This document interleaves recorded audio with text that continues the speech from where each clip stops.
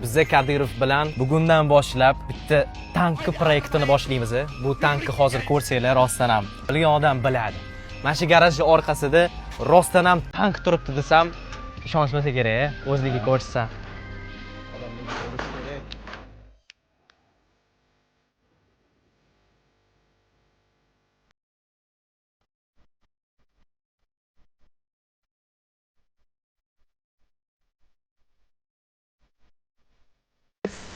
Kaban.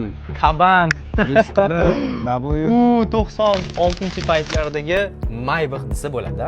Mercedes S320 bu hali yurolmaydi.